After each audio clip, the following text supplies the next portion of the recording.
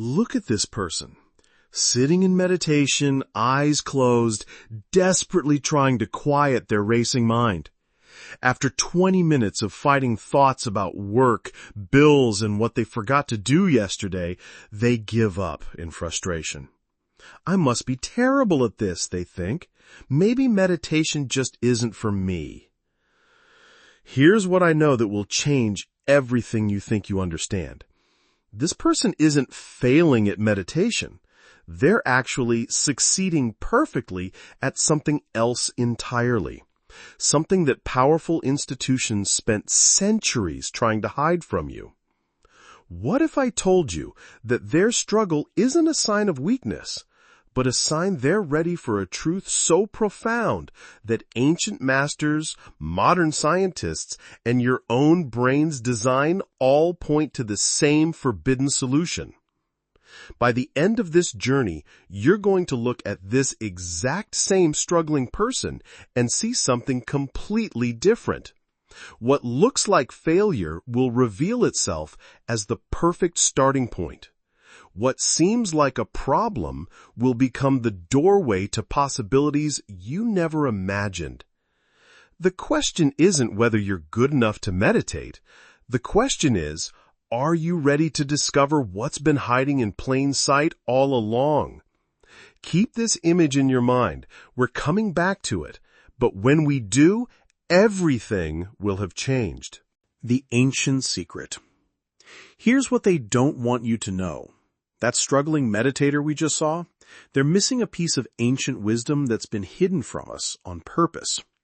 For over 4,000 years, spiritual masters in places like India and Tibet knew something incredible.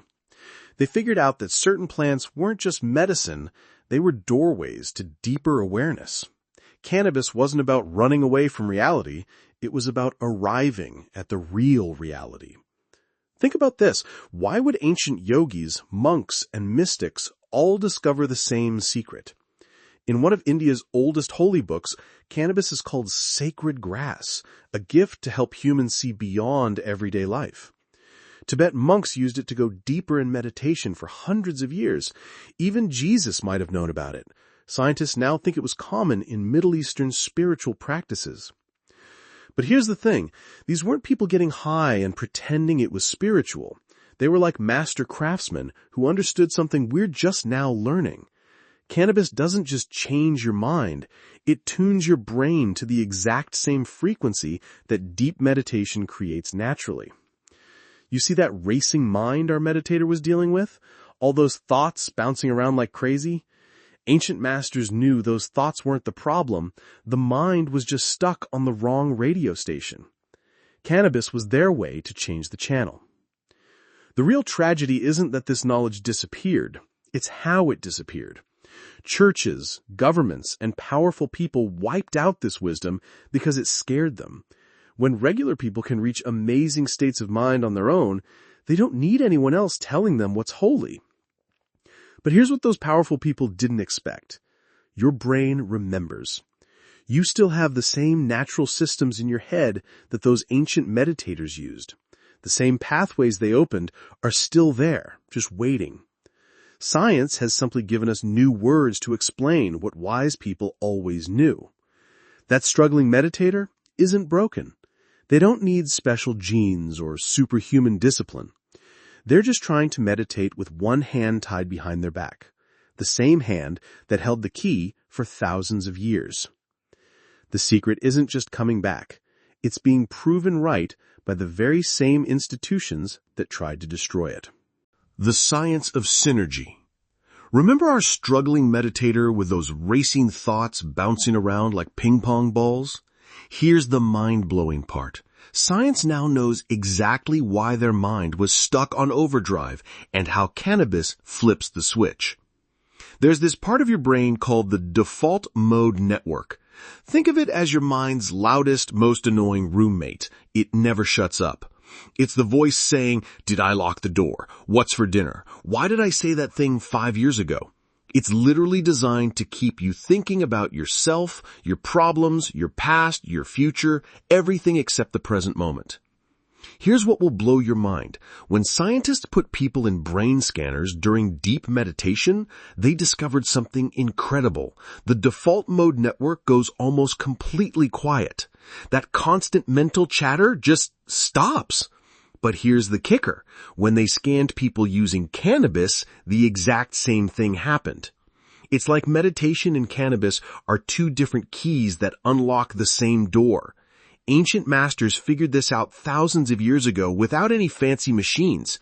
They just knew that certain plants could quiet the mental noise that keeps us trapped in our heads.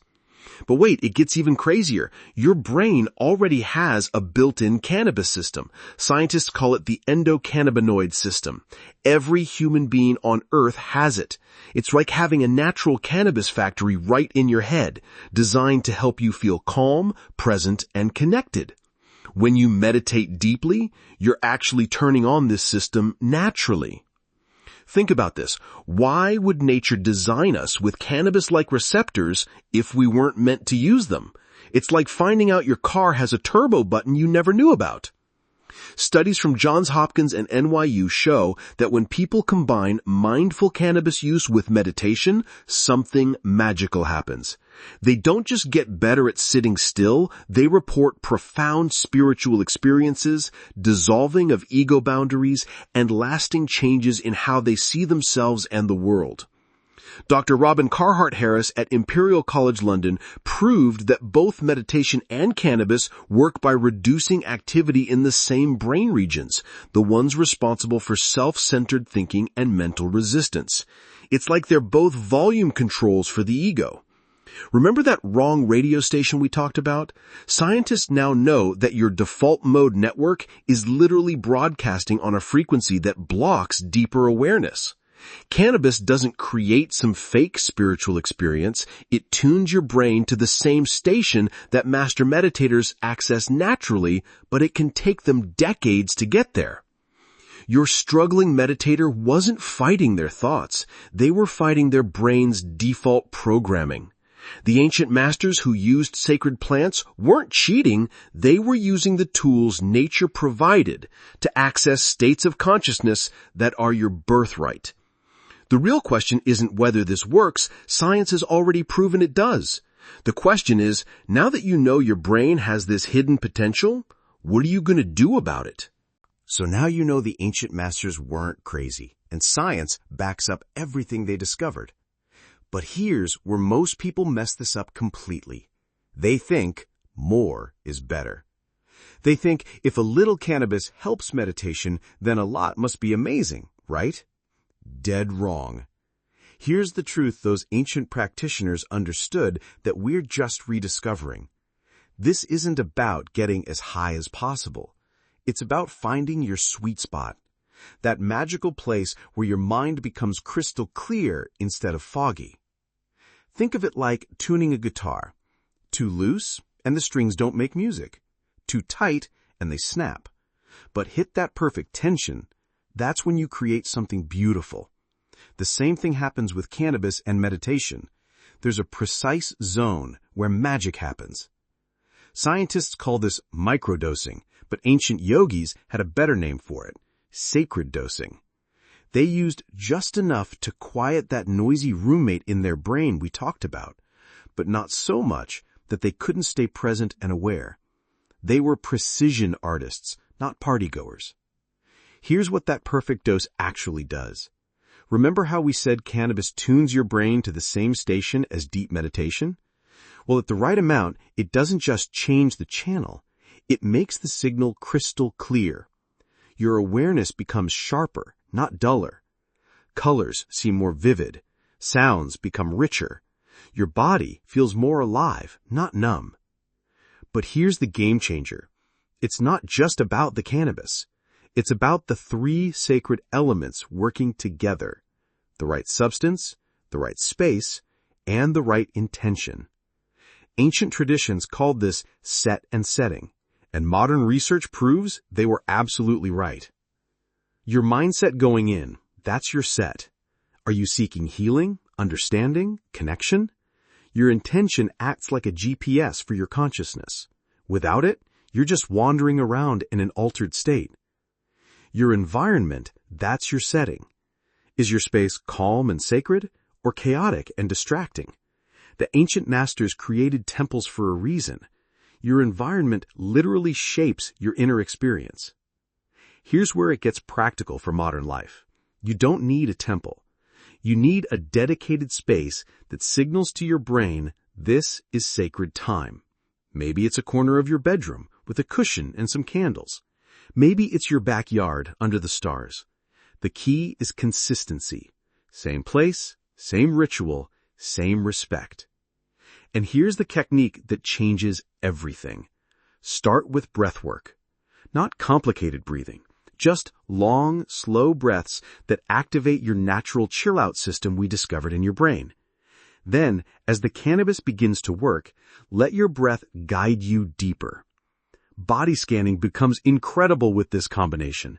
Instead of struggling to feel subtle sensations, they practically light up like a Christmas tree. That tight spot in your shoulders you never noticed? Suddenly you can feel exactly where stress lives in your body. Loving kindness meditation transforms completely too. When your ego walls are softer, sending good vibes to difficult people becomes natural instead of forced. You actually feel the connection between all living things instead of just thinking about it. But here's the most important part. The ancient practitioners who mastered this weren't trying to escape reality. They were using these tools to become more present, more compassionate, more alive in their everyday lives. Your struggling meditator is about to discover what happens when ancient wisdom meets modern understanding. And you're about to see how this perfect partnership can unlock doors in your mind you never knew existed. The journey inward. Remember our struggling meditator from the beginning? Let me tell you what happened when they finally put all these pieces together. But first, let me be clear about something. This isn't a magic pill that instantly makes you wise. This is a doorway, and you still have to walk through it. Here's your step-by-step guide to change, the same process ancient masters used for thousands of years, now backed by modern science. Step 1. Start small, think special. Your first time should be about finding your starting point, not blowing your mind. Take the smallest amount that makes you feel slightly different, maybe just a tiny bit more relaxed or aware. Remember, we're tuning that guitar string to the perfect spot, not breaking it. Set up your special space the night before. This isn't just about candles and pillows. You're creating a signal that tells your brain something important is about to happen here. Ancient temples worked because they changed people's mindset before they even started. Step 2. Breathe into the wonder. Once you've taken your small amount, don't just sit there waiting for something magical to happen. Start breathing. Long breaths in through your nose, longer breaths out through your mouth. This isn't just about relaxing. You're literally turning on that natural calm-down system in your brain we found earlier. Feel that? As the cannabis starts working with your breathing, that noisy roommate in your head starts to get quiet. This is the same brain state that took ancient masters decades to reach naturally. You're not cheating. You're using the tools nature gave you. Step 3. Listen to your body. Now here's where most people get confused. They think they need to force some deep spiritual moment. Wrong. Let your body be your teacher. Start noticing from your toes up to your head, but don't just think about each part. Actually feel it. With cannabis boosting your awareness, feelings that were whispers become clear voices. That tightness in your jaw from stress, you can suddenly feel it like it's lit up in bright yellow. Your heart beating, it becomes this beautiful rhythm connecting you to life itself. One woman told me that during her first time, she realized she'd been holding her breath for years, not really, but like emotionally. She was living always ready for the next bad thing. When she finally let go and breathed deeply, she cried for 20 minutes. Not sad tears, relief tears, freedom tears. Step 4. Break down the walls. Here's where the real magic happens. As your ego walls get softer, try this. Think of someone who bugs you. Seriously, that annoying coworker, that family member who drives you nuts. Now, instead of thinking about what's wrong with them, try to feel what it's like to be them. This isn't some weird fantasy. This is your brain's natural caring system getting stronger. When that part of your brain that's always defending and judging gets quieter, your heart's wisdom gets louder. A teacher friend of mine did this with a student who was making her crazy. During her session, she suddenly understood that this kid wasn't trying to be difficult. He was scared and acting out. When she went back to class, everything changed between them, not because he changed, but because she saw him clearly for the first time. Step 5. Go with the flow. Sometimes the experience will be gentle, like floating in warm water. Sometimes it might feel strong, like being in the middle of an emotional storm. Both are perfect.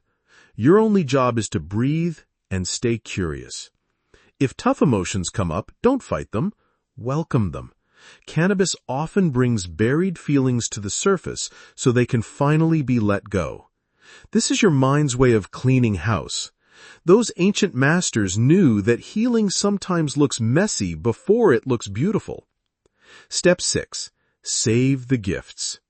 As you start to feel normal again, don't just jump up and go back to regular life. Sit quietly and ask yourself, what did I learn? What do I want to remember? Write it down. These insights are gifts from your deeper wisdom, and they disappear fast if you don't catch them. That struggling meditator I told you about. After their first real session, they wrote, "I'm not broken. I'm just human." And that's enough. Simple words that changed how they felt about themselves forever. But here's the most important part. This journey inside isn't about staying in these special states forever. It's about bringing the wisdom back to everyday life. The ancient masters didn't stay on the mountaintop. They climbed up to get clarity, then came back down to help the world with what they learned. Your real meditation practice is about to begin.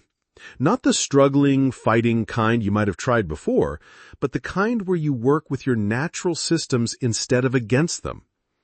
The question isn't whether you're ready.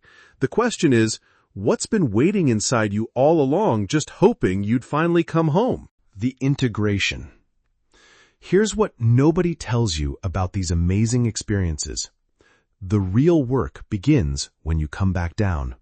That struggling meditator we've been following, they learned this the hard way. After their first incredible time, they thought they were fixed.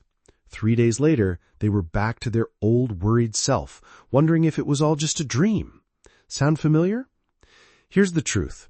Those deep moments aren't meant to be special experiences you chase. They're meant to be doorways to a completely different way of living every single day. Think about it like this. Imagine you climbed a mountain and saw the most beautiful view of your life. You wouldn't just stand there forever, right? You'd come back down and tell everyone what you saw. But more importantly, you'd carry that beauty with you. Every time you looked at the sky, you'd remember what's possible. That's exactly what bringing it back to real life means, taking the mountain view into your everyday world. Here's how the ancient masters did it and how you can too. They created daily habits that kept their discoveries alive. Not more cannabis times, simple everyday things that reminded them of what they learned about themselves. Start your morning with just 2 minutes of that breathing we practiced. Remember how your breath became this bridge to calmness? That bridge doesn't disappear when the cannabis wears off. You built it. It's yours now. Throughout your day, use what wise people call tiny meditations. When you're stuck in traffic, instead of getting mad, breathe like you learned. When your coworker bugs you, remember that moment you felt what it was like to be them. When you're eating lunch, actually taste your food like you did when everything felt more alive. Here's the secret the ancient people knew. You don't need to be in a special state to feel special awareness. You just need to remember how it feels to be truly here, right now. One guy told me that after his times, he started really listening to his kids for the first time. Not planning what to say next, not thinking about work, actually hearing them. His 5-year-old noticed and said, "Daddy, your eyes look different now. They look happy." Kids always know. But here's where most people struggle. They expect every meditation to feel like their special sessions. That's like expecting every sunset to look like the most incredible one you've ever seen. Some will be amazing, some will be ordinary, and both are perfect. The real magic happens in the spaces between sessions. When you're patient with yourself because you remember what it felt like to have caring feelings. When you notice beauty in simple things because your senses remember being fully awake. When you stay calm when things get crazy because you know that peaceful place inside you is always there. This is how that struggling meditator became a helper for others. Not because they had more special experiences, but because they learned to live from the wisdom those experiences showed them. Ancient masters who used sacred plants didn't become hooked on them. They became free through them. The goal was never the special state. The goal was remembering who you really are underneath all that mental noise. Your journey is just beginning. Every day now becomes a chance to practice what you've discovered. Every breath becomes a reminder of your deeper self. Every moment becomes a chance to choose being present over being distracted. The student is becoming the teacher. The searcher is becoming the finder. And that struggling meditator, they're about to show you something that will complete the circle of this entire journey. Look at this person again. Same meditation cushion, same closed eyes, same racing thoughts about work, bills, and forgotten tasks. Same 20 minutes of struggle, same moment of giving up. But now you see something completely different, don't you? This isn't someone failing at meditation. This is someone whose brain is perfectly designed for enhanced awareness, sitting right on the edge of remembering. Those racing thoughts? That's not a broken mind. That's a mind ready to be tuned. That frustration? That's not inadequacy. That's readiness. The question we started with was, are you ready to discover what's been hiding in simple sight? The answer was never about finding something missing. It was about recognizing what was always there. Every person who's ever struggled with meditation, felt disconnected from their spiritual nature, or wondered if they're doing it right, they're all experiencing the same thing this person is experiencing.